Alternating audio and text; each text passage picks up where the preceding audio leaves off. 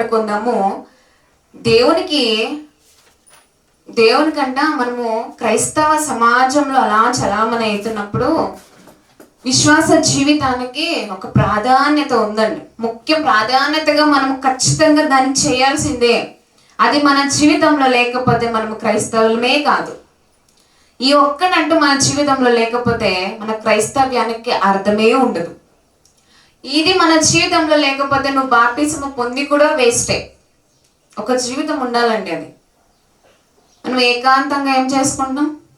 ప్రార్థన చేసుకుంటాం. క్రైస్తవులని మనం చెప్పుకుంటున్నాం, క్రైస్తవులుగా ఉన్నాం. దేవుడు నా ఇష్టానుసారులైన మనుషులు, నా ఇష్టానుసారులైన నేను ఏర్పరచుకున్నటువంటి నా పరిశుద్ధ జనాంగము, నా సొత్తైన నా పిల్లలు అని దేవుడు చెప్తున్నాడు కదా. ఇంత గొప్పగా మాట్లాడుతున్న దేవునికి మనం ప్రార్థించేవారుగా ఉన్నామా? నిజంగా అంటే క్రైస్తవులు చాలా మంది ప్రార్థన జీవితానికి దూరం అయిపోతారండి. ఎందుకు ప్రార్థన చేయలేరని చెప్పండి ఒక మాట. ప్రార్థన నేను ఎందుకు చేయలేకపోతున్నా అని పోనీ నీకు నువ్వు ఆలోచించుకున్నావు ఎప్పుడైనా? ప్రార్థన చేసేవారంట పాపం చేయలేరంట. పాపం చేసేవారు ప్రార్థన చేస్తారా? చేయరా? చెయ్యలేరు అసలు. నీలో పాపం పెట్టుకొని నువ్వు ప్రార్థిస్తున్నావు అంటే అస్సలు కుదరదు అది. కానీ నీలో పరిశుద్ధత పెట్టుకుని ప్రార్థన సాధ్యమా కాదా? ఖచ్చితంగా సాధ్యమే. అందుకే ప్రార్థన చేసేవారు పాపం చేయలేరంట. పాపం చేసేవారు ఖచ్చితంగా ప్రార్థన కూడా చేయలేరు. దీనికి ఎంత దూరం ఉందో దీనికి అంతే దూరం ఉంది. మరి నువ్వు ప్రార్థన చేయడానికి నువ్వు దూరం అయిపోయావు అంటే మరి పాపం ఉన్నట్లా? ఏమో, మేబీ చెప్పలేము, ఖచ్చితంగా ఉండొచ్చు. ప్రార్థన జీవితం నీలో లేదు అంటే నువ్వు పాపానికి చోటిచ్చావు అని అర్థం. ప్రార్థిస్తే ఏమొస్తుంది అండి అని అనుకున్న వాళ్ళకు కూడా ఈరోజు దేవుడు మనతో మాట్లాడతాడు. చూద్దాం, ఒక మాట చూసుకొని. ప్రార్థన చేయాలంటే మొదట మనలో ఏం పుట్టాలో తెలుసా? దేవుని మీద ఆసక్తి పుట్టాలి, దేవుని మీద ప్రేమ పుట్టాలి. దేవుని మీద ప్రేమ పుట్టినట్లయితే, ఆసక్తి పుట్టినట్లయితే ఇంట్రెస్ట్ ఆసక్తిగా నువ్వేం చేసినా అది సక్సెస్ అవుతుందా లేదా? అవుతుంది కదా, ఖచ్చితంగా అవుతుంది. నువ్వు ఇంట్రెస్ట్ పెట్టాలి అంతే. కానీ చాలా మంది ఆ ఆసక్తి వైపు పరుగులు తీయరు. వారికి ఏది లోకానుసారంగా ఉందా అనే దాని మీద దృష్టి ఉంచుతారు. క్రైస్తవ జీవితానికి ప్రార్థన జీవితం లేకపోతే నువ్వు కేవలం ఒక శవంలా మిగిలిపోతావు. అందుకే దేవుడు చెప్తాడు, నువ్వు ఎలా ప్రార్థించినా నీ హృదయము, నీ నోటితో మాత్రం నువ్వు స్తుతించినట్లయితే నీ హృదయము, కొంతమందికి హృదయం దేవునికి దూరంగా ఉంటుంది. మనం నోటితో మాత్రమే స్తుతించేవారుగా ఉండకూడదు. నీ హృదయంలో నుండి పుట్టాలి ఆ స్తుతి అర్పణ. కానీ కొంతమందికి అలాంటి ప్రార్థన, అలాంటి జీవితము, అలాంటి విశ్వాసము ఉండలేకపోతుంది. బికాస్ ఆసక్తి లేదు, దేవుని మీద ఇంట్రెస్ట్ లేదు. కొత్తలో ఉన్నటువంటి ఆ ఇంట్రెస్ట్ దేవుని ఆ జీవితంలో, అలా విశ్వాస జీవితంలో రోజులు గడిచిపోయే కొద్దీ ఎందుకు ఆసక్తి చంపుకుంటున్నారు కొంతమంది. ప్రార్థన అంటే ఏంటండి? ప్రార్థన అంటే దేవునితో మాట్లాడటం. నీ తల్లిదండ్రులతో నువ్వు కూర్చొని మాట్లాడతావా లేదా? మాట్లాడతారు కదా. ఎలా మాట్లాడతాం మనము? ఎంత క్యాజువల్గా, ప్రేమగా మాట్లాడతాం.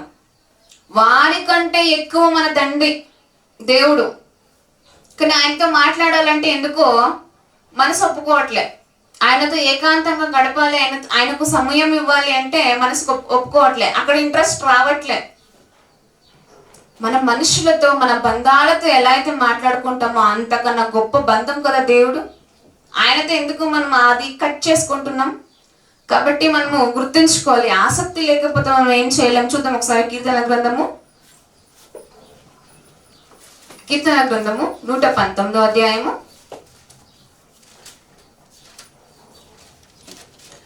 కీర్తనల గ్రంథము 119వ అధ్యాయము 139వ వచనం.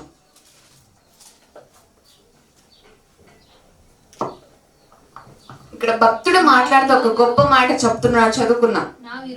నా విరోధులు నీ వాక్యములు మరిచిపోదురు కావున నా ఆసక్తి నన్ను భక్షించుచున్నది అని చెప్తున్నాడు. భక్తుడు మాట్లాడుతూ అంటున్నాడు, నా విరోధులు నీ వాక్యములు మరచిపోదురు. ఎవరైనా మర్చిపోవచ్చు నీ వాక్యాలు, కానీ నేను మాత్రం అంటున్నాడు ఆయన, నా విరోధులు నీ వాక్యములు మరచిపోదురు, కావున నా ఆసక్తి నన్ను భక్షించుచున్నది అని చెప్తున్నాడు. భక్షించుట అంటే ఏంటండి? ఏంటి భక్షించుట అంటే? తెలుసా? భక్షించుట చాలాసార్లు వినే ఉంటారు ఈ పదం, కొత్తగా అయితే ఏం కాదు. భక్షించుట అంటే తినడం. తినడం అండి. భక్షించుట అంటే తినాలి, తింటున్నాను లేదా తిను. భక్షించుట అంటే ఆయన అంటున్నాడు ఏంటి అంటే, కావున నా ఆసక్తి నన్ను భక్షించుచున్నది. ఏం భక్షిస్తుందంటే ఆయన్ని? ఆసక్తి అంట. ఈరోజు ఆసక్తి లేకుండా కూర్చున్నా, ఆసక్తి లేకుండా వాక్యాన్ని పట్టుకున్నా ఎవరైనా ఉండినట్లయితే మనం ఆలోచించాలి. ఈ భక్తుని దగ్గర ఆయన అంటున్నాడు కదా, నా ఆసక్తి నన్ను భక్షించుచున్నది అని చెప్తున్నాడు. ఆయన ఆసక్తి అంట ఆయన్ని తింటుందంట అండి. అంతగా ఆ ఆసక్తి ఆయన్ని ఒక చోట ఉండనివ్వట్లే. దేని మీద ఆ ఆసక్తి? దేవుని మాటల మీద, దేవుని వాక్కు మీద. ఎలా లేని ప్రేమ పెంచేసుకున్నాడండి దావీదు గారు. ఎన్ని కష్ట నష్టాలు చుట్టుముట్టినా నా తండ్రికి నా జీవితాన్ని అర్పించాలి, ఒడిదుడుగులు వచ్చినా, తప్పటడుగులు వేసినా, తప్పు త్రోవలు నడిచినా అలాగే వెళ్ళిపోయాడు దావీదు. అలాగే వెళ్ళిపోయాడు, తిరిగి లేచి నిలబడ్డాడండి. లేచి నిలబడ్డాడు కదా. కానీ కొంతమంది క్రైస్తవ జీవితాలు ఎలా ఉన్నాయో తెలుసా? ఆసక్తి లేకపోతే పోనీ కానీ ఒక్కసారి పడిపోయారు అనుకోండి, అదే త్రోవలో అదే సరళంగా ఆ మార్గంలోనే వెళ్ళిపోతూ ఉంటారు. ఇంకా నేను పడిపోయాను, దేవునిలో పడిపోయాను, నేను దేవుని అడగాలి, ప్రార్థించాలి, నేను ఈ తప్పులో పడిపోయాను ప్రభు, నాకు సహాయం చేయి, ఇంకొకసారి తప్పు త్రోవలో నేను వెళ్ళకుండా నాకంటూ మీ ప్రార్థన కంచెన వేసుకోవడానికి నాకు సహాయం చేయని ఎప్పుడైనా అడిగారా? అడగరు కొంతమంది. అడగకుండా ఏ తప్పు త్రోవలో అయితే వాళ్ళు నడిచి ఉంటారో అలాగే వెళ్ళిపోతూ ఉంటారు. ఎందుకంటే దేవుని మీద భక్తి, ఆసక్తి లేదు కాబట్టి.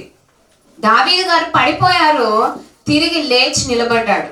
ఎంతో గొప్ప కార్యాలు దేవుని కొరకు చేశాడు ఆయన. నువ్వేం చేయనక్కర్లేదు, నీ యొక్క విశ్వాసాన్ని విడిచిపెట్టకుండా ఉంటే చాలు. ఆ రోజులు ఉన్నటువంటి ఆ హింస, ఆ కరువు ఇప్పుడు ఉందా అండి? ఇప్పుడు మనకు కనిపిస్తుందా? అంత ఎక్కువలే. ఇక్కడ ఉన్న వాళ్ళకైతే అసలే లేదనుకుంటున్నా. కాబట్టి మనం గమనించుకోలేక ఆయన చెప్తున్నాడు, కావున నా ఆసక్తి నన్ను నా ఆసక్తి అంట ఆయన తింటుందంట. ఆయన ఆసక్తి ఆయన్నే తింటుందంట. ఇంకెంత గొప్ప ఆసక్తి అయినా పెంచుకుని ఉంటాడు దేవుని పట్ల. మరి మనకున్నది ఎంత? ఏ పిక్స్ లెవెల్లో ఉంది నా ఆసక్తి దేవుని మీద? కొంతమందికి ఉంటుంది, లోకం మీద ఉన్నంత వ్యామోహం దేవుని మీద ఉండట్లే. లోకం మీద ఉన్నటువంటి ఆసక్తి దేవుని వాక్యం మీద కానీ, ఆయనను ప్రార్థించే విధానంలో కానీ, ఆయనతో మాట్లాడటంలో కానీ, ఇంకేదైనా కానీ దేవునిలో. లోకం మీద పెంచుకుంటే ఆ ఆసక్తి, ఆ ప్రేమ, ఆ మమకారం దేవుని మీద కొంచెం కూడా కనిపించట్లేదండి. కానీ ఆ లోకాన్ని సృష్టించినటువంటి దేవుడు, మరి ఆ దేవుని విడిచిపెట్టేసి నేను లోకాన్ని ప్రేమించినట్లయితే నేను నిజంగా లోకంలో బ్రతకగలుగుతానా? దేవుని విడిచిపెట్టేసి అని ఒక చిన్న ఆలోచన నువ్వు చేసినట్లయితే లోకం మీద మమకారాన్ని నువ్వు చంపుకుంటావు. ప్రార్థన జీవితాన్ని నువ్వు రూపొందించుకుంటావు. రోజు రోజుకి ప్రార్థన జీవితాన్ని కొంతమంది వెనక్కి తీసుకొని వెళ్ళిపోతున్నారే కానీ ముందుకు తీసుకొని వెళ్ళిపోవట్లే. కాబట్టి మనం గమనించాలి. కాబట్టి నువ్వు ఆసక్తితో ఏం చేసినా అది నీకు ఖచ్చితంగా సక్సెస్ని ఇస్తుంది. నువ్వు లోకంలో అయినా సరే, దేవునిలో అయినా కూడా సరే. మరి నువ్వు దేంట్లో నువ్వు సక్సెస్ఫుల్గా అవుతున్నావు, దేంట్లో నువ్వు సక్సెస్గా మారుతున్నావు ఆలోచించుకోవాలి. కాబట్టి ఇక్కడ మనం చూసాం కదా, ఆసక్తి మాట, ఏదైనా వాక్కు మనకు వినిపిస్తున్నప్పుడు నా ఆసక్తి ఎంత మాత్రం ఉంది, నేను ఏం వింటున్నాను, అసలు ఎలా వింటున్నాను, నా హృదయం ఎక్కడ పెట్టుకుంటున్నాను నేను అసలు వాక్యం వినేటప్పుడు అనేది ప్రతి ఒక్కరు గుర్తించుకొని మనం ఇంకా ముందు అంశంలోకి వెళ్ళిపోదాం ప్రియులారా. చూద్దాం ఒకసారి అదే కీర్తన గ్రంథము 142వ అధ్యాయము. కీర్తన గ్రంథము 142వ అధ్యాయము 5వ వచనం. యెహోవా నీకే నేను మొరపెట్టుచున్నాను, నా ఆశ్రయ దుర్గము నీవే, సజీవులున్న భూమి మీద నా స్వాస్థ్యము నీవే అని నేను అనుకుంటుని. మొర అనగా ఏంటండి? మొర పెడుతున్నాడంట. ఏం చేస్తున్నాడు అక్కడ? ప్రార్థిస్తున్నాడు దేవునికి. దేవుని దగ్గర మొర పెడుతున్నాడు ఆయన, దావీదు గారు. ఆయన అంటున్నాడు కదా, యెహోవా నీకే నేను మొరపెట్టుచున్నాను, నా ఆశ్రయ దుర్గము నీవే, నేను వేడుకుంటున్నాను, నీ దగ్గర నేను తల వంచుతున్నాను, నీ దగ్గర నా మోకాళ్ళు వంచుతున్నాను ప్రభువా అంటూ సజీవులున్న ఈ భూమి మీద, సజీవులున్న భూమి మీద నా స్వాస్థ్యము నీవే అని నేను అనుకుంటుని అని చెప్తున్నాడు. అంటే భూమి మీద ఉన్నప్పుడు మనమందరూ సజీవులుగా ఉన్నాం కదండి. లోకంలో ఎవరుంటారండి? లోకంలో మనుషులు మనకు కనిపిస్తారు కదా. ప్రపంచం అంతా మనుషులు నడుస్తూ ఉంటారు.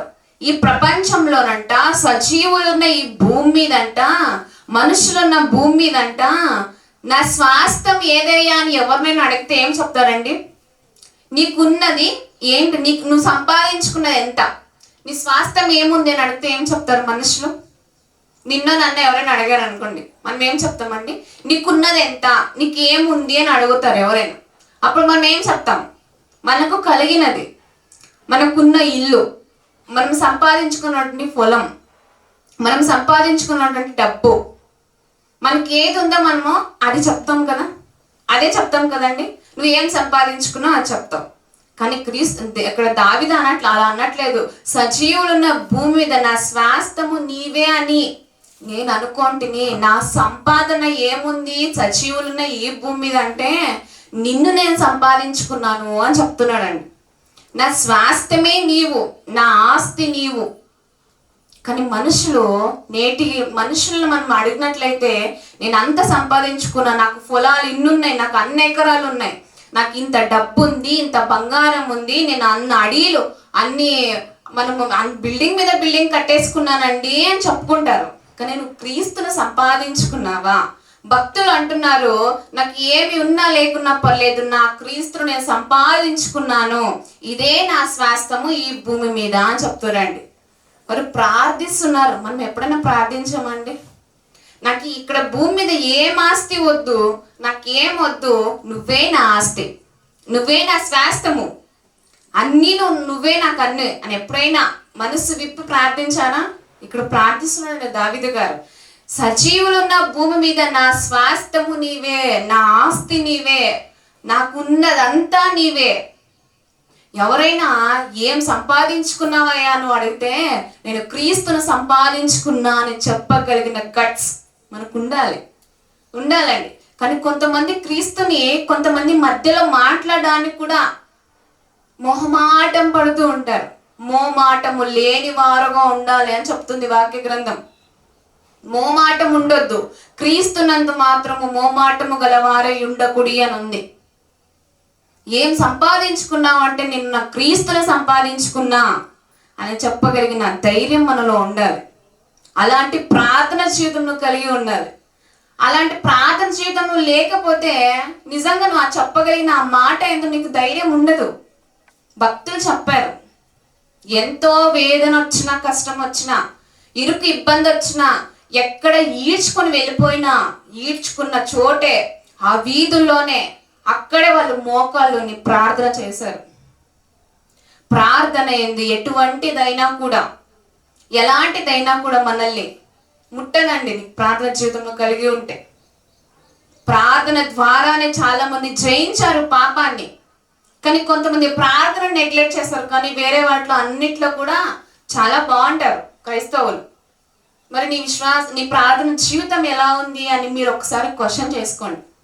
చూద్దాం ఒకసారి. ఇక్కడ మనం చూసుకున్నాము, ఆయన ప్రార్థనలో నా స్వాస్థ్యము నీవే అని నేను అనుకుంటున్నాను ప్రార్థిస్తున్నారు. ఇటువంటి ప్రార్థనా పరులుగా మనం కలిగి ఉండాలి. చూద్దాం మరొకటి. లూకాసు వార్త 11వ అధ్యాయము. లూకాసు వార్త 11వ అధ్యాయము.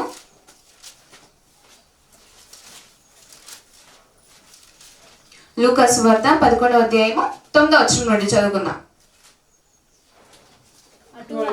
అటువలే మీరును అడుగుడి మీకు ఇయ్యబడును, వెదుకుడి మీకు దొరుకును, తట్టుడి మీకు తీయబడును, అడుగు ప్రతివానికి ఇయ్యబడును, వెదుకువానికి దొరుకును, తట్టువానికి తీయబడునని మీతో చెప్పుచున్నాను అని చెప్తున్నాడు ఇక్కడ. కానీ చాలా మంది ఈ మాటను ఎలా తీసుకుంటారంటే, అడుగు ప్రతివానికి ఇయ్యబడును అనే మాటను పట్టుకొని చాలా మంది, నేను అడుగుతున్నా కదా నాకెందుకు ఇవ్వట్లేదు దేవుడు, నీలో పరిశుద్ధత ఉందా? ఆయన మనల్ని క్వశ్చన్ చేస్తే, ఆయన మనల్ని అడిగినప్పుడు నువ్వేమో అడుగుతున్నావు కరెక్టే, నీలో పరిశుద్ధత ఉందా? నువ్వు అడగగలిగినటువంటి అర్హత నీకుందా? చాలా మంది అనుకుంటారు కదా, అడుగు ప్రతివానికి ఇచ్చేస్తాడు కదా, నీ భక్తి జీవితము, నీ యొక్క ఏకాంత జీవితం ఎలా ఉన్నా పర్లేదా? కానీ కొంతమంది అడుగు ప్రతివానికి ఇచ్చేస్తాడు కదా అని చెప్పేసి వారి బురద జీవితంలో ఉన్నా సరే, వారి జీవితంలో బురద ఉన్నా సరే, వారి జీవితంలో పాపం ఉన్నా సరే, నేను ప్రార్థించిన వెంటనే నాకు ఇచ్చేయాలి కదా, ఇయ్యలేనప్పుడు ఇంకెందుకు నేను నమ్ముకోవాలి అనే కేటగిరీస్ కూడా చాలా మంది కనిపిస్తూ ఉంటారు. అడుగుతున్నా సరే, మరి ఆయన అడిగే క్వశ్చన్కి నీ దగ్గర ఆన్సర్ ఉందా మనం గమనించుకోవాలి. మరొకసారి చదువుకుందాం కూడా. అటువలే మీరునే అడుగుడి, అడగడంలో తప్పు లేదు. ఎలాంటి మనసును ఉంచుకొని నువ్వు అడుగుతున్నావు, ఏ జీవితాన్ని నువ్వు రూపొందించుకొని దేవుణ్ణి అడుగుతున్నావు, అడగడంలో తప్పు లేదు. కానీ ఎలా జీవితాన్ని నువ్వు పెంచుకొని, పరిశుద్ధత నీలో ఉందా లేదా అని గమనించుకొని, నీకు నువ్వు టెస్ట్ చేసుకొని అడుగుతున్నావు అనేది ఆ జ్ఞానం మనకు కావాలి. కొంతమంది అడగగానే ఇచ్చేయాలనే అజ్ఞానంతో వెళ్ళి దేవుని దగ్గర మోకాలు ఉంటారు, అడుగుతారు. అది కాదు మనం నేర్చుకోవాల్సింది. అడుగు ప్రతివానికి అంటే మనం అలాగా చదువుకుందాం. అడుగుడి మీకు ఇయ్యబడును, వెదుకుడి మీకు దొరుకును, తట్టుడి మీకు తీయబడును, అడుగు ప్రతివానికి ఇయ్యబడును, వెదుకువానికి దొరుకును, తట్టువానికి తీయబడునని మీతో చెప్పుచున్నాను. మరి ఈ మాట నెరవేరదండి అని అనుకుంటారా? నువ్వు ఖచ్చితంగా నీలో పరిశుద్ధత, దేవునికి ఇష్టానుసారమైనటువంటి మన జీవితము, ఆయన దగ్గర మనం కలిగినటువంటి బంధము, ఇవన్నీ నువ్వు నిజంగా కొనసాగించినట్లయితే మన ప్రార్థన ఎందుకండి ఆయన వినడు? కానీ మీ జీవితము, మీ ఏకాంత జీవితం ఎలా ఉన్నా సరే, బురదతో పాపముతో కొట్టిమిట్ట ఆడుతున్నా సరే, ప్రార్థిస్తే దేవుడు ఆ ప్రార్థన వింటా అనుకుంటున్నారా? పాపుల మనవి దేవుడు ఆలకించడు అని ఉంది కీర్తన గ్రంథంలో. పాపుల మనవి దేవుడు ఆలకించడు. నీ మనవిలో పరిశుద్ధత ఉందా? నీ ప్రార్థనలో పవిత్రత ఉందా? నీ ప్రార్థనలో నిష్కల్మషం ఉందా? ఇది మనం ఆలోచించుకొని అడగాలి. అడుగు ప్రతివానికి ఇవ్వబడను ఖచ్చితంగా. అడుగు వానిలో పవిత్రత ఉందా? అడుగు వానిలో పరిశుద్ధత ఉందా? మనము కూడా అడుగుతుంటాం. ఏదో ఒక విషయము, మనకు ఏదో ఒక ప్రార్థన విన్నపం ఖచ్చితంగా ఉంటుంది. దేవుడు మనకి ఇవ్వాలి అంటే మొదట మన జీవితం ఆయనకు అనుకూలంగా ఉందో లేదో మనం చూసుకోవాలండి. చదువుకుందాం తర్వాత. అలాగే తండ్రి అయిన వాడు తన కుమారుడు చేపనడిగితే చేపకు ప్రతిగా పామునిచ్చునా అంటున్నాడు. మన పిల్లలు ఉన్నారు, మన పిల్లలు ఏదో తినడానికి అడిగారు. వాళ్ళు అడిగిందే మనం ఇస్తామే, కానీ అడిగింది కాకుండా వేరేది ఇస్తామా అండి? వేరేది ఇస్తామా? ఒక కుమారుడు అంటే చేపను అడిగాడంట. చేపను అడిగితే పాముని ఇస్తారు? ఎవరైనా ఇస్తారండి? ఇవ్వరు కదా. చేపను అడిగితే ఏమిస్తారు? చేపనే ఇస్తారు. నువ్వేం అడిగితే ఖచ్చితంగా అదే ఇస్తాడు దేవుడు. మన తండ్రి కూడా అంతే. మనం ఆ పిల్లలు ఏది అడిగితే అదే ఇస్తారు. అలాగే చదువుకుందాం. చేపను అడిగితే చేపకు ప్రతిగా పామునిచ్చునా, గుడ్డును అడిగితే తేలునిచ్చునా అంటున్నాడు. మన పిల్లలు ఏది అడిగితే ఖచ్చితంగా తల్లిదండ్రులు అదే ఇస్తారు. మరి తండ్రి దగ్గర నుండి ఎందుకండి నాకు ఆన్సర్ అవ్వట్లేదు అని మీకు ఒకవేళ ఒక సందేహం ఉండినట్లయితే, ఆ సందేహానికి ముందు నా ప్రార్థన, అసలు నేను నిజమైన ప్రార్థన చేస్తున్నానా, పాపము లేని ప్రార్థన నేను కలిగి ఉన్నాను అని ఒక చెప్పగలిగిన ధైర్యం, అనుకోగలిగిన మనకు మనమే ధైర్యం మనకుందా అంటారా? కాబట్టి మనం ఆలోచించాలి, తల్లిదండ్రులే మనకు అడిగింది ఇస్తున్నప్పుడు దేవుడు ఎందుకు ఇవ్వరు?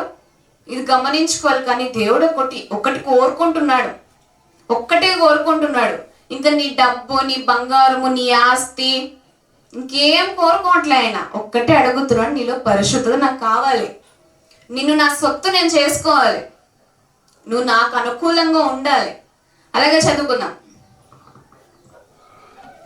గుడ్డును అడిగితే తేలునిచ్చునా?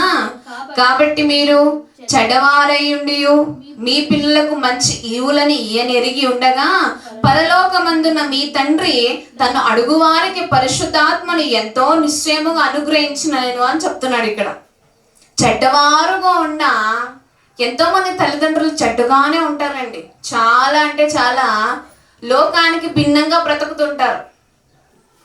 చాలా అంటే చాలా అహిష్టానుసారంగా ఉంటారు. కొంతమంది తల్లిదండ్రులు చెడ్డగా బ్రతుకుతుంటారు. చెడ్డగా బ్రతినా కూడా తమ పిల్లలకి ఎలాంటివి ఇస్తారండి? మంచివే ఇస్తారు కదా, మంచివే ఇస్తారు. చెడ్డగా ఉన్నటువంటి తల్లిదండ్రులే మంచిని ఇవ్వబోతుండగా ఏ పాపము లేకుండా ఉన్నటువంటి కన్న తండ్రి ఎందుకు ఇవ్వడండి? ఎందుకు అనుగ్రహించడు? ఇంకొకటి, పరిశుద్ధాత్మ పరలోకమందున మీ తండ్రి తను అడుగువారికి పరిశుద్ధాత్మని ఎంతో నిశ్చయముగా అనుగ్రహించను అని చెప్తున్నాడు. పరిశుద్ధాత్మ ఉంటే నువ్వు ప్రార్థన జీవితానికి దూరం అయిపోలేవు. ఒకసారి నువ్వు పరీక్ష చేసుకో, పరిశుద్ధాత్మ నాలో ఉన్నాడు అంటారా? పరిశుద్ధాత్మ నేను దుఃఖపరుస్తున్నానేమో ఏమైనా, నాలో పరిశుద్ధాత్మ ఉంటే తప్పనిసరిగా ప్రార్థన జీవితానికి నేను దూరం అయిపోను. పరిశుద్ధాత్మ ఉంటే ఖచ్చితంగా ఆటోమేటిక్గా మనకి ఏం రావాలో అది ఖచ్చితంగా వచ్చేస్తుంది. ఎందుకంటే అక్కడ పరిశుద్ధాత్మ ఉంది కాబట్టి. పరిశుద్ధాత్మ ఉంటే పరిశుద్ధత ఖచ్చితంగా వస్తుంది కాబట్టి మనం గమనించుకోవాలండి. ఆయన మెండుగా అనుగ్రహిస్తున్నాడు. ఇంద్రియ నిగ్రహము గల ఆత్మనే మీకు ఇచ్చుచున్నాను కానీ పిరికితనము గల ఆత్మను మీకు ఇవ్వట్లేదు అంటున్నాడు. ఇంద్రియ నిగ్రహము గల ఆత్మ, ప్రతి దాన్ని నిగ్రహించుకున్నటువంటి ఆత్మను నీకు ఇచ్చాను, పిరికితనము గల ఆత్మ నీకు ఇవ్వలేదు అని చెప్తున్నాడు. పిరికితనము గల ఆత్మ నీకు ఉన్నట్లయితే ఖచ్చితంగా నీలో పరిశుద్ధత, ప్రార్థన జీవితం మనలో ఉండదండి. ఇంద్రియ నిగ్రహం గల ఆత్మని దేవుడు మనకి ఇచ్చాడు. ఎంతో చెడ్డవారై ఉండి తమ పిల్లలకు మంచిని ఇవ్వాలనుకుంటున్నప్పుడు మంచివాడైన మన తండ్రి, మన దేవుడు మనకు ఇవ్వకుండా ఉండడండి. కాకపోతే ఒక్కటే కోరుకుంటున్నాడు, పరిశుద్ధత మనం రావాలని కోరుకుంటున్నాడు. మనం మాట చూద్దామండి. మనం అదే లూకా సువార్త 18వ అధ్యాయము 1వ వచనం. ఇక్కడ కూడా ఉపమాన రీతిగా ఒక మాట చెప్తూ ఎంతో మనం అది చూసినప్పుడు మన వల్ల పులికింత అవుతుందండి. ఎంతో గొప్పగా మాట్లాడుతున్నారు. చూద్దాం ఒకసారి. వారు విసుకక నిత్యము ప్రార్థన చేయుచుండవలెననుటకు ఆయన వారితో ఈ ఉపమానము చెప్పెను. అక్కడ మనం చూసినట్లయితే ప్రార్థనలో విసుకొస్తుందంటారా? ప్రార్థనలో విసుకొస్తుందంటారండి? విసుకొస్తుంది. ఎలాగో తెలుసా? నువ్వు ప్రారంభించినప్పుడు ప్రార్థన ఒక రోజు బాగా చేస్తావు, రెండో రోజు కూడా బాగా చేయవు, మూడో రోజుకి వచ్చేసరికి ఊరికే అలా పైన ఒక 2 సెకండ్స్ అలా అనుకుని అలా ఆమెను అనుకుని పడుకొనేస్తారు. అప్పుడు ఏమొచ్చింది? మనకు విసుకొచ్చింది. తినడంలో ఎప్పుడైనా నీకు విసుకొచ్చిందా? తింటున్నానండి, తింటుండగా ఎందుకండి ఎప్పుడు తినడం అనుకుంటారండి? అనుకుంటారా? తినడంలో విసుకొచ్చిందా ఎప్పుడైనా? ఎందుకంటే తినాలి అని విరక్తి వచ్చిందా భోజనం మీద ఎప్పుడైనా? రాదు కదా. ఎందుకు రాదంటాను? తినాలి. తినకపోతే మనం ఉంటాం, అసలు ఏమైపోతాం? మనం పోతాం పైకి. అది తినకపోతే మనం వెళ్ళిపోతాం.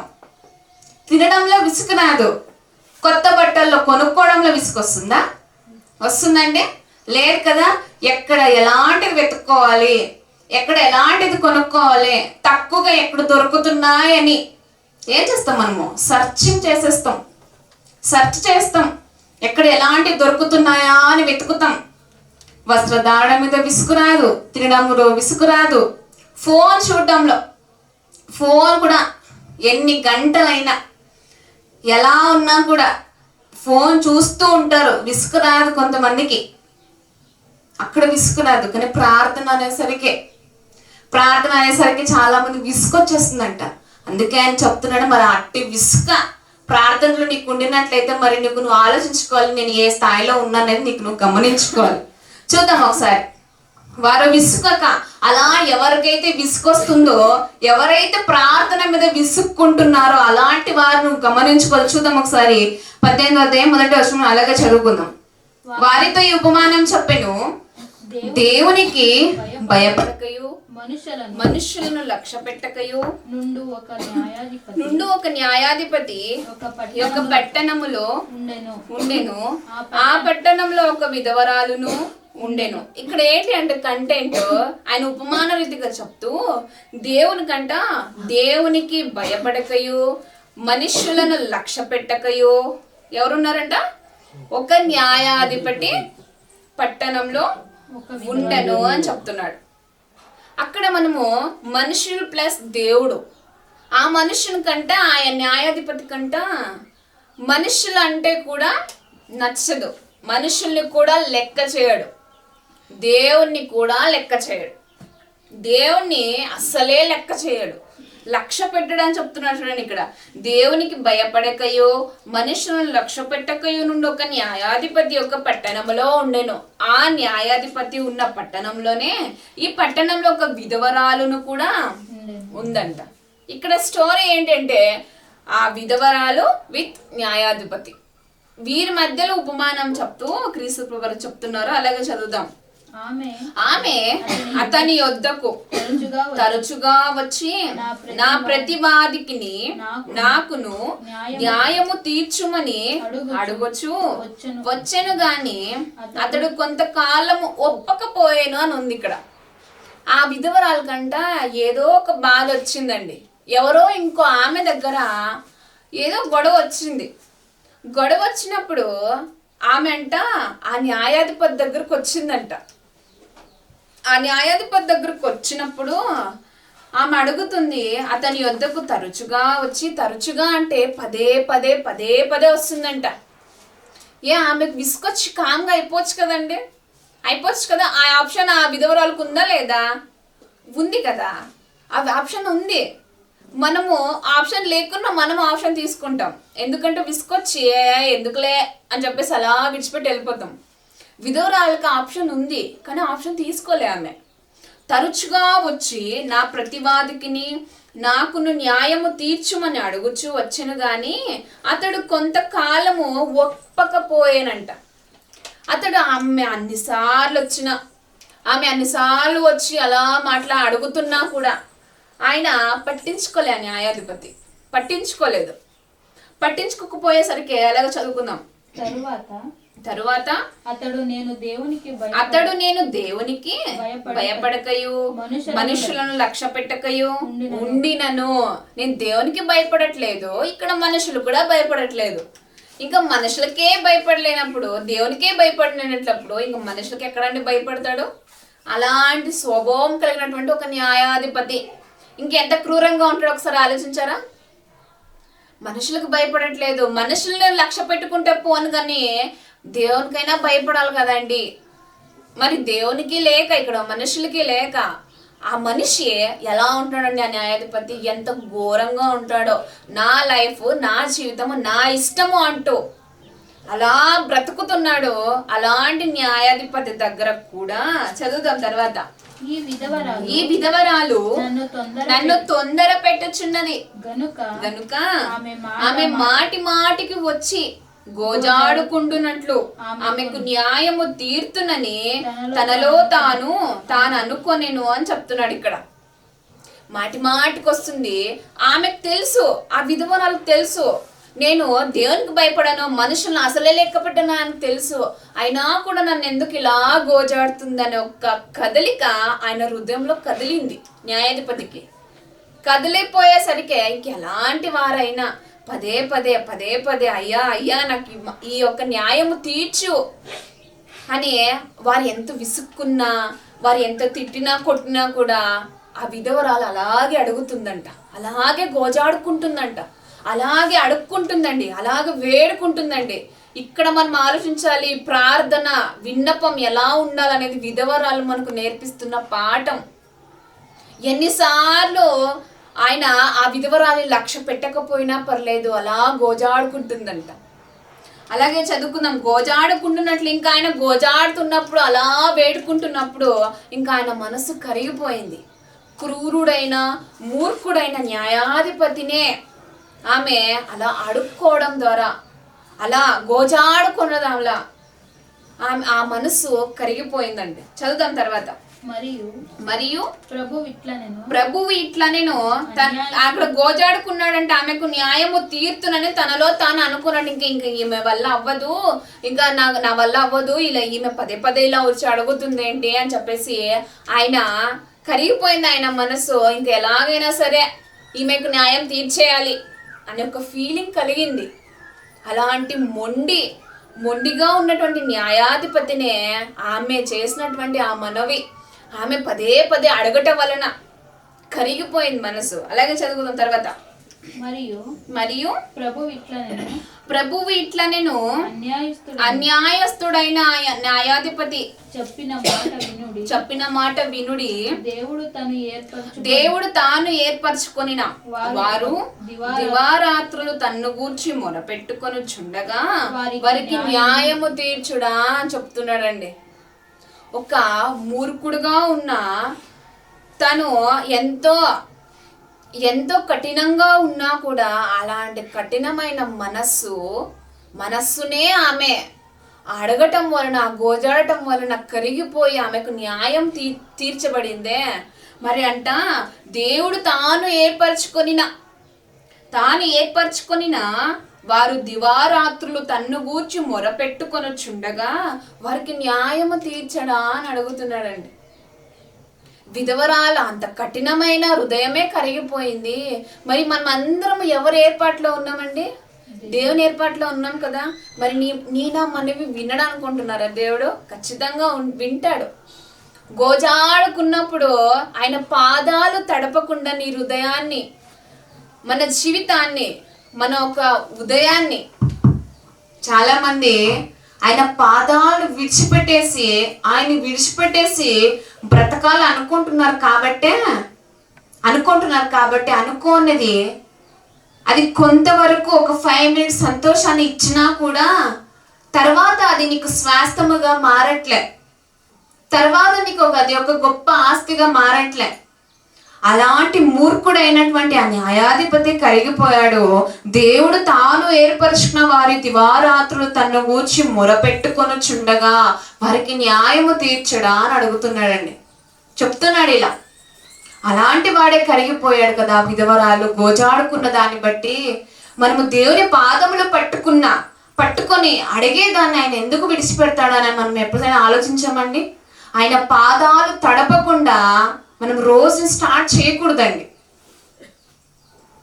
ఆ ప్రార్థన అనేది ఇంత గొప్పదా అని మనం ఆలోచించుకోవాలి. ప్రార్థన అనేది ఇంత గొప్ప ఆయుధమా అనేది మనం ఆలోచించుకోవాలండి. కాబట్టి మనం గమనించుకోవాలి, అలాంటి వారు అలా ప్రతిసారి దివారాత్రము ప్రార్థించే అంత గొప్ప మనసు మనకుందంటారా? మరి మనకుందా అండి? మనకు లేదండి. మనకు లేదు కాబట్టి మనకి ఇంకా సరైన న్యాయము రావట్లే. కాబట్టి మనం గమనించుకోవాలి, మొరపెట్టు. దేవుడు తాను ఏర్పరచుకున్న వారు దివారాత్రములు తన్ను గూర్చి మొరపెట్టుకొని చుండగా వారికి న్యాయము తీరుస్తాడు ఖచ్చితంగా. ఆయన వారికి త్వరగా న్యాయము తీర్చును. వారి విషయమే కదా ఆయన దీర్ఘశాంతము చూపుచున్నాడని మీతో చెప్పుచున్నాను అని ఆయన చెప్తున్నాడండి. వారి విషయమే కదా తన్ను గూర్చి మొరపెట్టుకొనిచున్న వారికి న్యాయము తీర్చును. ఆయన వారికి త్వరగా న్యాయము తీర్చును. వారి విషయమే కదా ఆయన దీర్ఘశాంతము చూపుచున్నాడు. నువ్వు ఇంకా మారట్లేదేమో, నీళ్ళు ఇంకా పరిశుద్ధత అనేది బయటికి రాలేదేమో, కాబట్టి ఇంకా దీర్ఘశాంతంతో చూస్తున్నాడు. నీ మొర ఆయన ఆలకించాలి అంటే ఆ మొరలో పరిశుద్ధత అనేది ఉండాలి, పవిత్రత అనేది ఉండాలి. ఎలాంటి అలా కఠినమైన హృదయుడైనటువంటి ఆ న్యాయాధిపతి కరిగిపోయాడు. ఎలాంటి తప్పు లేనటువంటి మన తండ్రి, తాను ఏర్పరచుకున్న కుటుంబం, తాను ఏర్పరచుకున్నటువంటి జనాంగము, పరిశుద్ధ జనాంగానికి ఆయన న్యాయం ఖచ్చితంగా తీరుస్తాడు. నువ్వు చేయాల్సింది నీ మోకాలు నేలను తాకితే నీ ప్రార్థన పరలోకాన్ని తాకాలి. పరలోకం తాకాలండి. కానీ కొంతమంది మోకాలు ఉన్నాను కూడా చాలా చాలా నెగ్లెక్ట్ చేస్తారు, నిర్లక్ష్యంగా ఉంటారండి. కానీ ఆనాడు భక్తులు వారి కాళ్ళు మోకాళ్ళు తాకితే వారి ప్రార్థన పరలోకాన్ని తాకింది. గుర్తుపెట్టుకోవాలి మనము.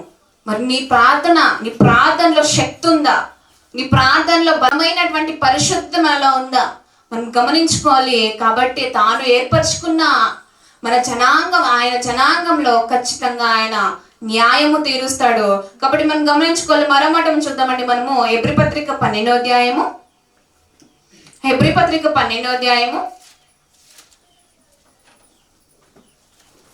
హెబ్రీ పత్రిక 12వ అధ్యాయము మొదటి వచనం.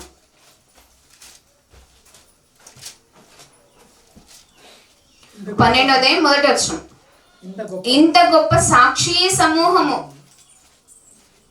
మేఘము వలె మనల్ని ఆవరించి ఉన్నందున మనము కూడా ప్రతి భారమును సులువుగా చిక్కులు పెట్టు పాపమును విడిచిపెట్టి విశ్వాసమునకు కర్తయు దాన్ని కొనసాగించువాడైన యేసు వైపు చూచుచు అని చెప్తున్నాడు ఇక్కడ.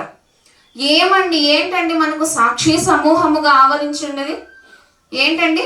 ఇక్కడ చెప్తున్నా కదా, ఎంత గొప్ప సాక్షి సమూహము మేఘములే మనల్ని ఆవరించి ఉన్నందున అంటే గొప్ప భక్తులు మనకు సాక్షులుగా మేఘములాగా మనకు కనిపిస్తున్నారంట. మేఘము వలె సాక్షి సమూహము మనల్ని చుట్టూ ఆవరించి ఉందంట. వాక్య గ్రంథంలో నేటికి మన బాప్టిజం పొందినప్పటి నుండి నేటి వరకు ఎంతో మంది గొప్ప గొప్ప భక్తుల గురించి, గొప్ప సాక్షి సమూహాల గురించి మనం విన్నాం. ఆ సమూహాలన్నీ మనల్ని ఆవరించి ఉందంట. తర్వాత మనము కూడా ప్రతి భారమును సులువుగా చిక్కులు పెట్టు పాపమును విడిచిపెట్టి, సులువుగా చిక్కులు పెట్టేస్తుందంట. చాలా ఈజీ. ఇప్పుడు నువ్వు బయటకు వెళ్ళి సమాజంలో చెడ్డవాడు అనిపించుకోవాలంటే ఒక్క నిమిషం పట్టదండి కదండి. బయటకు వెళ్ళావు, జన సమూహంలోకి నువ్వు వెళ్ళావు, ఎవరినో ఒక మాట బాగా వారికి కాలిపోయినటువంటి మాట అన్నావు, వాళ్ళు ఏం చేస్తారు? నిన్ను కొడతారు.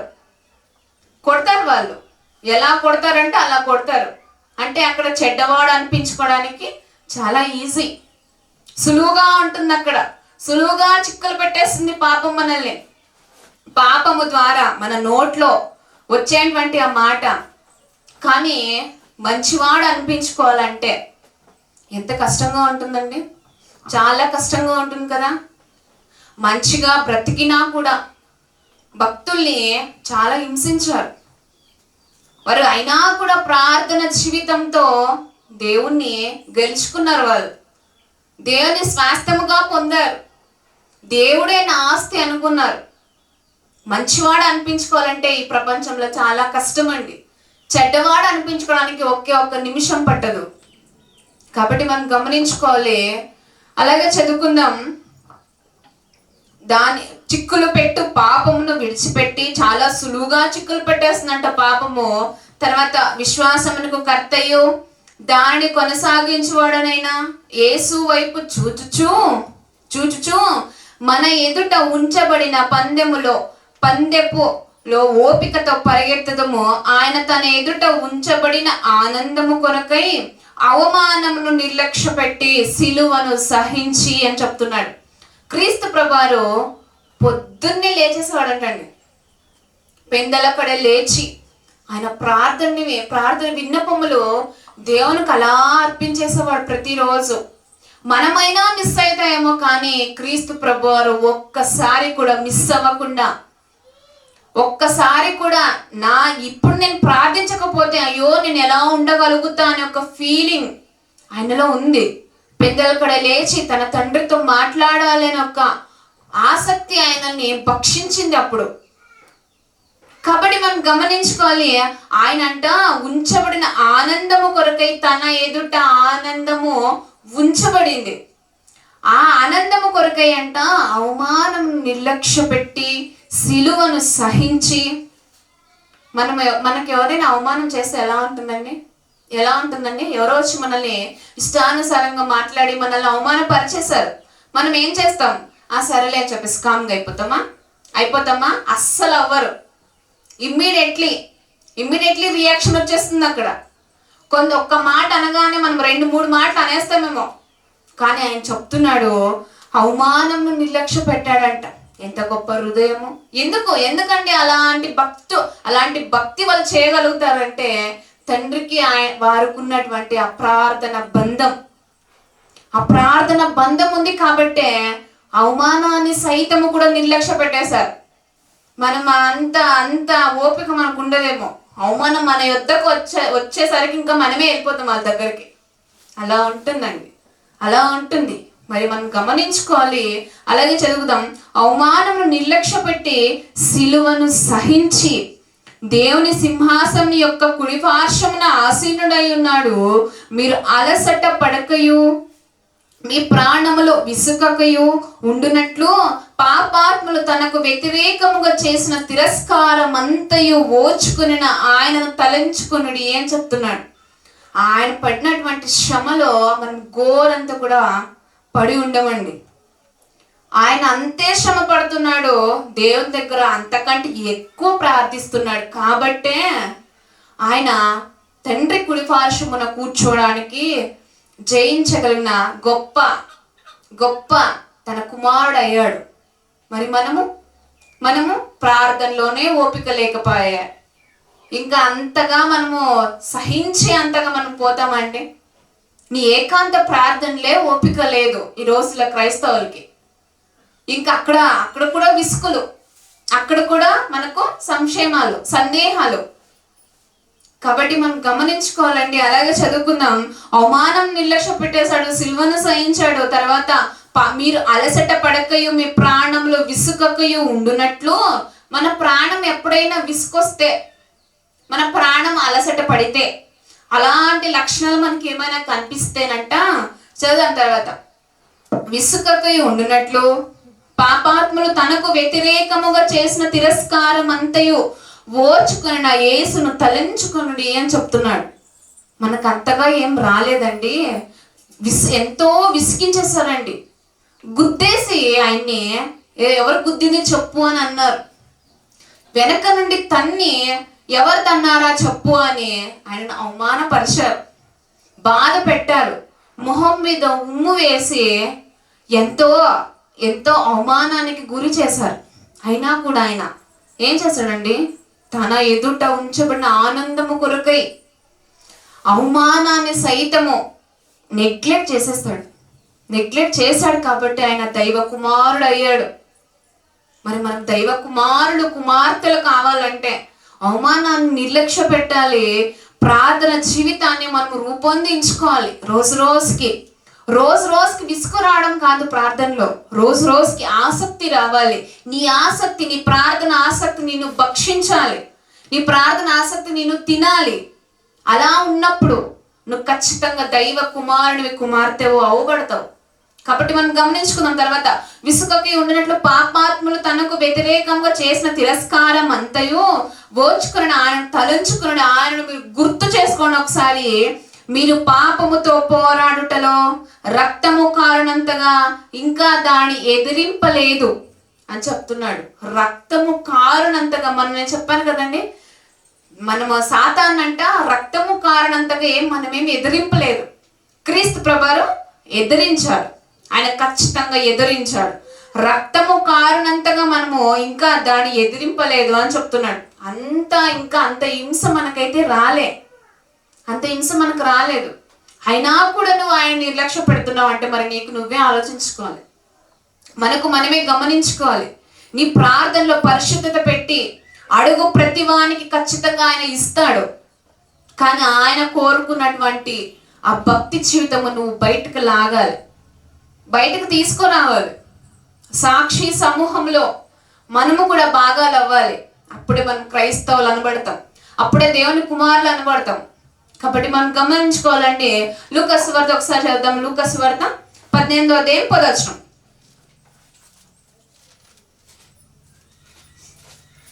లూకా సువార్త 18వ అధ్యాయం 10వ వచనం. ఒకసారి ఇక్కడ ప్రార్థన ఎలా చేయాలి, ఎలా చేయకూడదు అనేది ఇక్కడ ఒక సందర్భాన్ని చూసుకొని మనం ముందుకు వెళ్దామండి. లూకా సువార్త 18వ అధ్యాయము 10వ వచనం. ప్రార్థన చేయుటకే ఇద్దరు మనుష్యులు దేవాలయము వెళ్ళిరి, వారిలో ఒకడు పరిసయ్యుడు, ఒకడు సుంకరి. ఇక్కడ సందర్భం ఏంటంటే ప్రార్థన చేయడానికి ఇద్దరు మనుషులు ఒకేసారి దేవాలయంలోనికి వెళ్ళారు.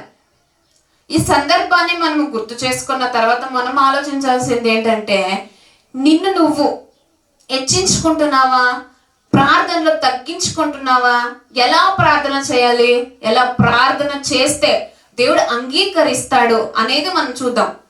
వెళ్ళారంట. వెళ్ళిన తర్వాత ఒకడు పరిసయ్యుడు, ఇంకొకడు ఎవరు, సుంకరి. చదువుదాం తర్వాత 11వ వచనం.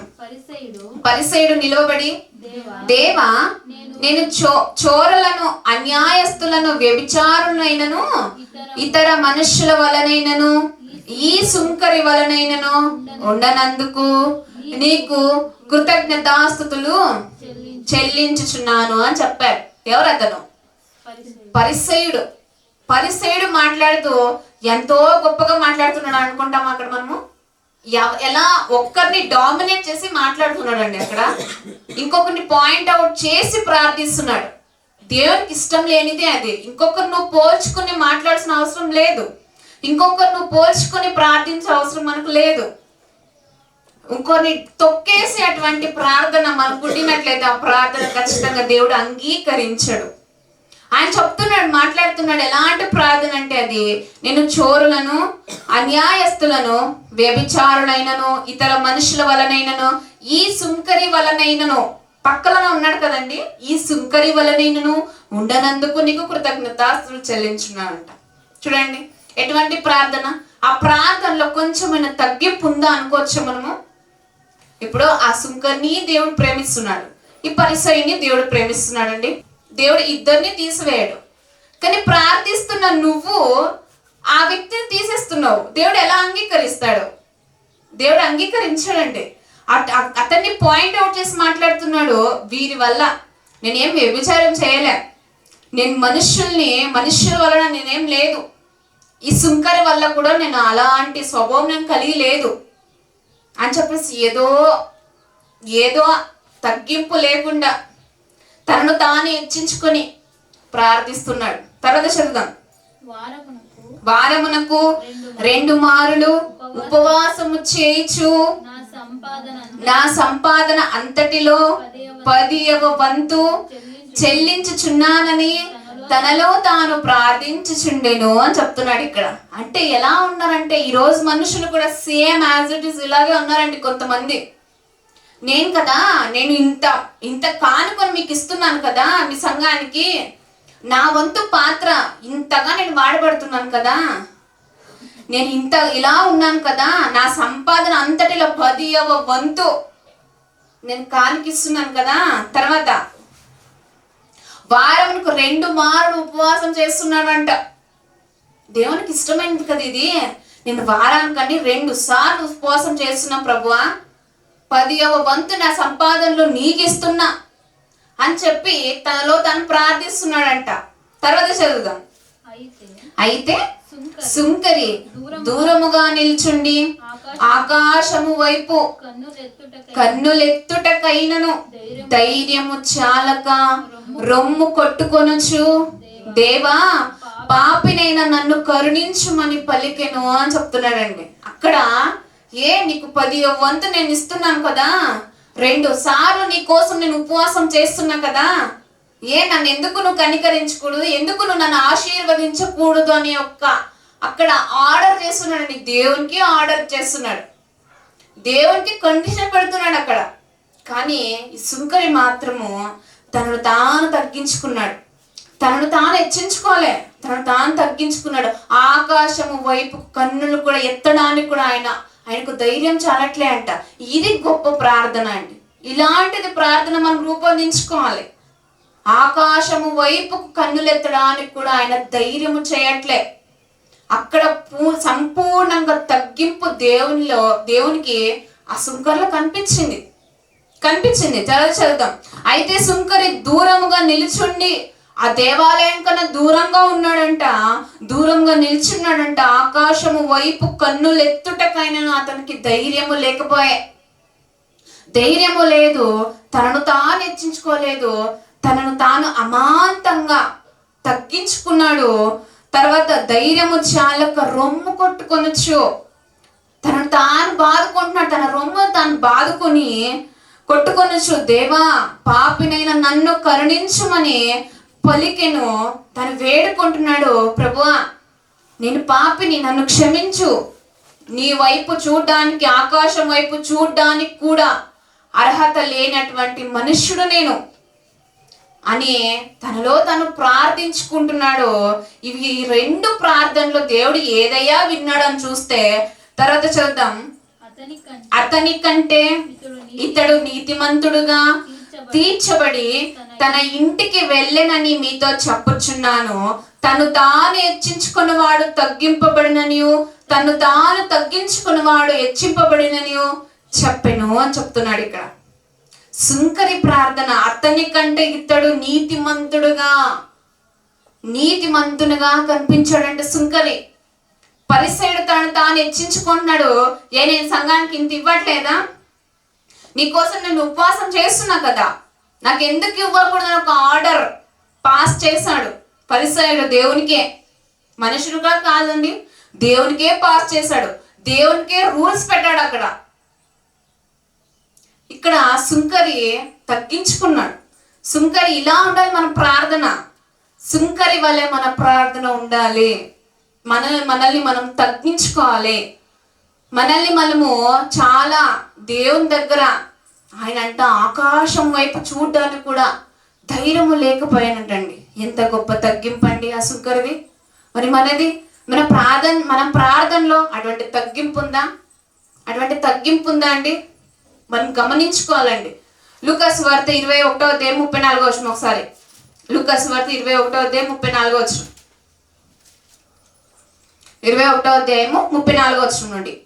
మీ హృదయములు ఒకవేళ తిండి వలనను, మత్తు వలనను, ఐహిక విచారము వలనను మందముగా ఉన్నందున ఆ దినము అకస్మాత్తుగా మీ మీదకు ఉరి వచ్చినట్లు రాకుండా మీ విషయమై మీరు జాగ్రత్తగా ఉండుడి అని చెప్తున్నాడు ఇక్కడ.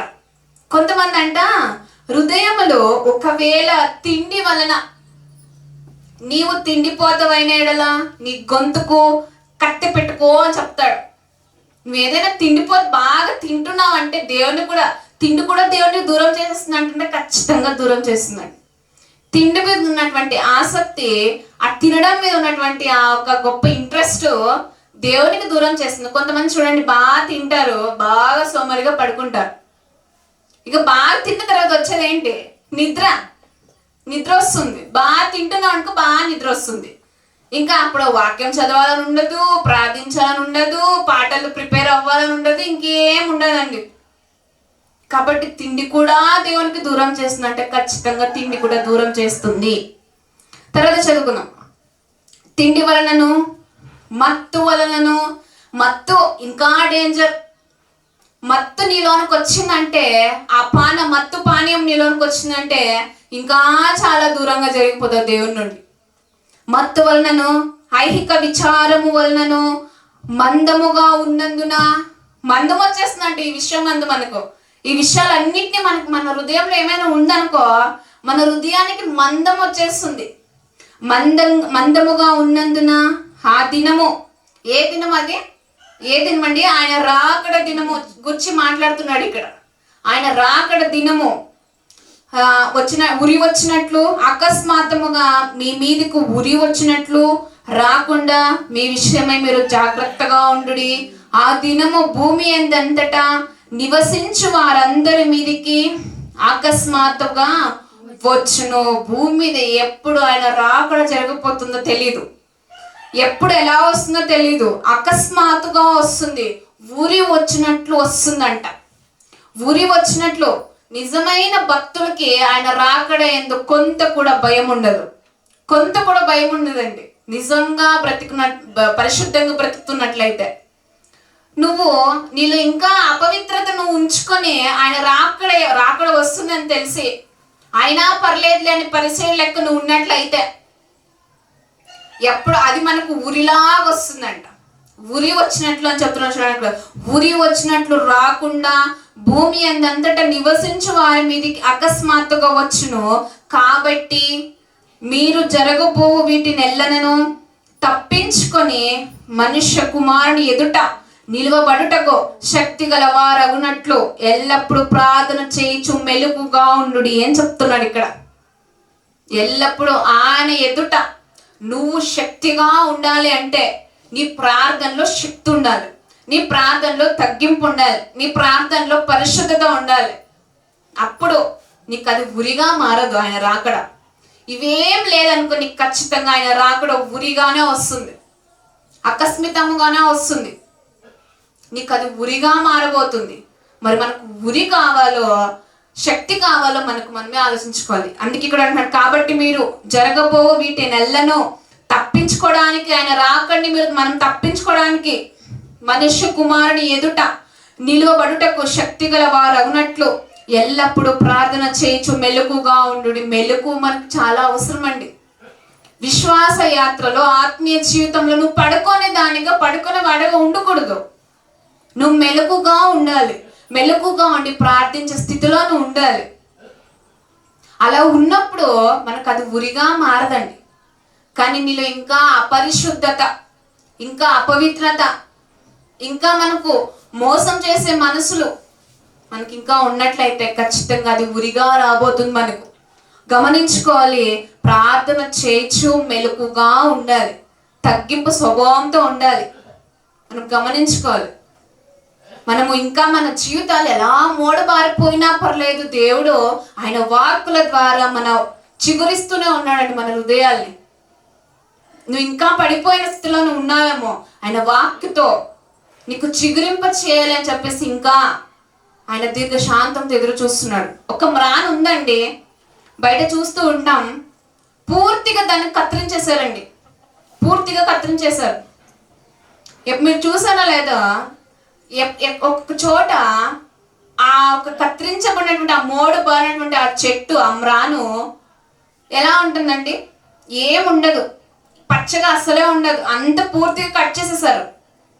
ఆ కిందన అప్పుడప్పుడు మీరు చూసారా లేదో చిన్న చిన్నగా చెట్లు మొలిచి ఉంటాయి, చూసారా అండి? దానికి ఏదైనా ప్రాణం ఉన్నట్లయినా ఉందా? అంత పూర్తిగా కట్ చేసేసారు కదా. కానీ ఒక వేరు అలా నిలిచిపడిపోయింది, ఒక వేరు నిలిచిపోయింది దాంట్లోనే. ఆ వేరులో నుండి ఆ చిగురు బయటకు వచ్చింది. అది మోడు పారిపోయినా పర్లేదు, చిగుర్చింది అంటే ఒక వేరు అలా నిలిచిపోయింది అందులో. నీ జీవితం మోడు బారిపోయినా పర్లేదు, నువ్వు ఇంకా పడిపోయిన స్థితిలో నువ్వు ఇంకా ఉండిపోయినా పర్లేదు, ఈ మాటల ద్వారా ఆయన వాక్కుతో మన హృదయాన్ని మనం చిగురించుకోవాలి. ఆ చెట్టుకే అంత గొప్ప ప్రాధాన్యత ఉన్నప్పుడు మనుషులండి మనము ఇంకెలా ఉండాలండి? పూర్తిగా అది కత్తిరించబడినా కూడా దాంట్లో చిగుర్లు వస్తున్నాయంటే ఇంకా మనము ఇంకా పూర్తిగా వెళ్ళిపోలే. అర్థంలో ఉన్నారు చాలా మంది క్రైస్తవులు. అటు కాకుండా ఇటు కాకుండా మధ్యలో కలవరంతో ఉన్నారు. కాబట్టి మనం గమనించుకోవాలి, మన ప్రార్థన జీవితంలో దాన్ని ఇంకా రూపొందించుకొని మన జీవితంలో మనం మోడి పారిపోయినా పర్లేదు, దేవుడు వాక్కులతో చిగురిస్తున్నాడు. మరి మన ప్రార్థనలో ఎలా ఉంది? పరిశుద్ధత నేను ఉన్నానో లేదో, ఆయన రాకడ కొరకే శక్తి వారు అగుటకు దేవుడు మమ్మల్ని ప్రిపేర్ చేస్తున్నాడు. మరి నేను ఎలా ఉన్నా? దానికి నేను ఇంట్రెస్ట్ ఇస్తున్నానో లేదో? నా ప్రార్థన విన్నపంలో ఆయన వింటాడు ఖచ్చితంగా. నా ప్రార్థనకు ఆయన జవాబిస్తాడు. విధవరాలు అంత కఠినమైన న్యాయాధిపతే కరిగిపోయాడు, ఏ పాపము లేకుండా మన తండ్రి ఎందుకు జవాబు ఇవ్వడు అనేది నీ ప్రార్థనలో నువ్వు ఎల్లవేళలా విసుకక ప్రార్థించేవాడుగా మనం అందరం ఉండాలని కోరుకుంటూ నా యొక్క మాటలు ముగిస్తున్నాను. కళ్ళు మూసుకొని ప్రార్థించుకుందాం. పరిశుద్ధుడైన మా ప్రియ పరలోకపు తండ్రి, మీ ఘనమైన అతి శ్రేష్టమైన అత్యున్నతమైన నామమునకు వేలాది స్తుతులు స్తోత్రములు ప్రభువా. అవును తండ్రి, ఇంతవరకు తండ్రి ఎన్నో విలువైన మాటలు తండ్రి మాకు నేర్పించారు ప్రభు. అందుని బట్టి మీకు స్తోత్రంలో ప్రభు. ప్రార్థన జీవితము తండ్రి మాకు ఎంతో అవసరము తండ్రి. ప్రార్థన జీవితం లేకపోతే మేము కేవలము శవలముగా ఉండిపోతాము గనుక తండ్రి, అలాంటి వారుగా మేము ఉండేవారుగా ఉండకుండా ప్రభువా, మీ వాక్కుతో మా హృదయాన్ని తండ్రి మరలా చిగురింప చేయమని ప్రార్థిస్తున్నాము తండ్రి. అవును తండ్రి, ఈరోజు తండ్రి విన్నటువంటి మీ పిల్లలు ప్రభువా, ఈ మాటలు తండ్రి అలక్ష్య పెట్టకుండా లక్ష్య పెట్టేవారుగా ఉండుటకు మమ్మల్ని అందరినీ మార్చుకోమని తండ్రి. మీకు విరుద్ధమైన పనులు ఇంకా ఏదైనా తండ్రి మేము మాలో ఉండినట్లయితే మీ వాక్కుతో తండ్రి ఇప్పుడే తీసివేసుకొని మీ కుమారుడైన యేసుక్రీస్తు ప్రభువు రాకడ కొరకే శక్తిమంతులగునట్లు మమ్మల్ని అందరినీ మార్చుకోమని తీర్చిదిద్దమని ప్రార్థిస్తున్నాను తండ్రి. మీకు విరుద్ధమైన పనులు మేము ఇంతకు ముందు ఏదైనా చేసినట్లయితే మమ్మల్ని అందరినీ క్షమించండి తండ్రి. మా ప్రార్థనకు తండ్రి మీరు జవాబు ఇవ్వమని ప్రార్థిస్తున్నాము తండ్రి. మా ప్రార్థన విన్నపములు తండ్రి పరిశుద్ధత లేనిది పరలోకానికి చేరవు గనక తండ్రి, మాలో పరిశుద్ధత ఉందో లేదో అని ప్రార్థించుటకు సహాయము చేసి నడిపించమని ప్రార్థిస్తున్నాము తండ్రి. ఇగో ప్రభువా, ఇన్నటువంటి మాటలు తండ్రి సాతాను ఎత్తుకొని వెళ్ళిపోయేవారుగా ఉండకుండా తండ్రి, దానికి మేము చోటు ఇవ్వకుండా తండ్రి జాగ్రత్తగా మా హృదయం అనే పలకల మీద ముద్ర వేసుకొని రాసుకోవడానికి జాగ్రత్తగా కాపాడుకోవడానికి మందరికి సహాయం చేసి నడిపించమని ప్రార్థిస్తున్నాము తండ్రి. మేము చేసుకునే ప్రార్థనలో మా తగ్గింపు తండ్రి మాకుందో లేదని గమనించుకోవడానికి సుంకరి వలె తండ్రి తగ్గింపు మేము నేర్చుకున్నాము తండ్రి. పరిసైన వల్ల గర్వపు ప్రార్థన మాలో ఉండకుండా మాకు మేము తగ్గించుకొని మీ నామను మాత్రమే మహిమపరుస్తూ యేసువారి పేరు ప్రార్థన మనం సమర్పించుకుంటాం మా ప్రియ పరలోకపు తండ్రి. ఆమేన్ ఆమేన్. థ్యాంక్ యూ అండి. God bless you all.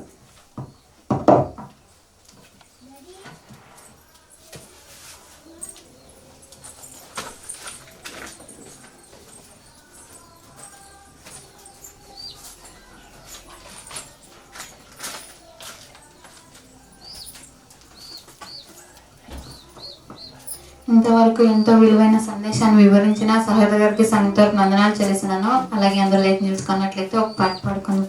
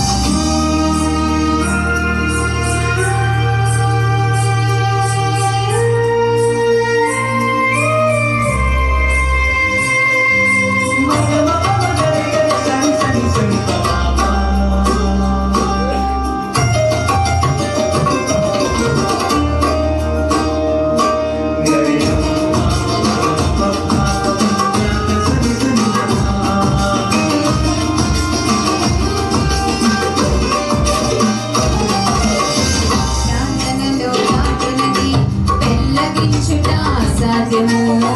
ప్రార్థనలో పోరాడినది పొందకపోవుట అసాధ్యము.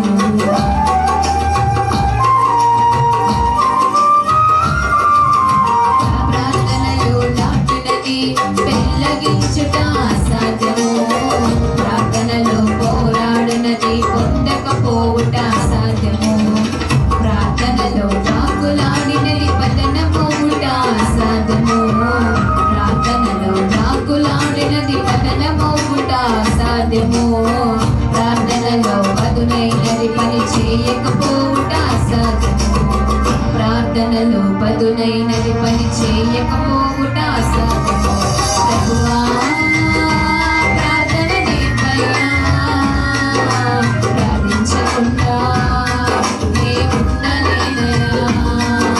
ప్రభువా ప్రార్థన నేర్పయ్యా, ప్రార్థించకుండా నే ఉండలేనయ్యా. నీ పాదాలు తడపకుండా నా పయనం సాగదయా. నీ పాదాలు తడపకుండా నా పయనం సాగదయా.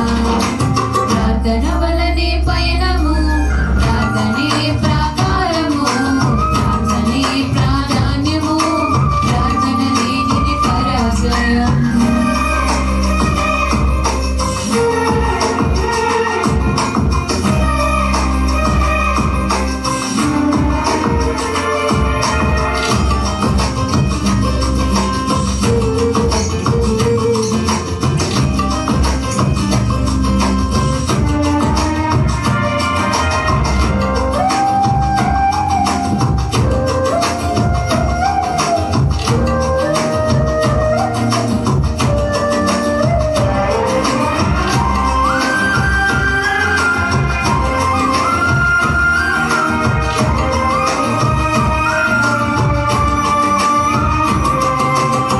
ప్రార్థనలో కన్నీళ్లు కరిగిపోవుట అసాధ్యము. ప్రార్థనలో మోల్గునది మరుగైపోవుట అసాధ్యము.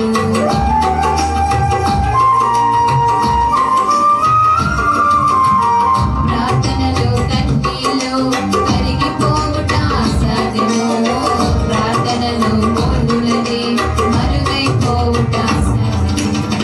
ప్రార్థనలో నలిగితే నష్టపోవుట అసాధ్యము. ప్రార్థనలో నలిగితే నష్టపోవుట అసాధ్యము.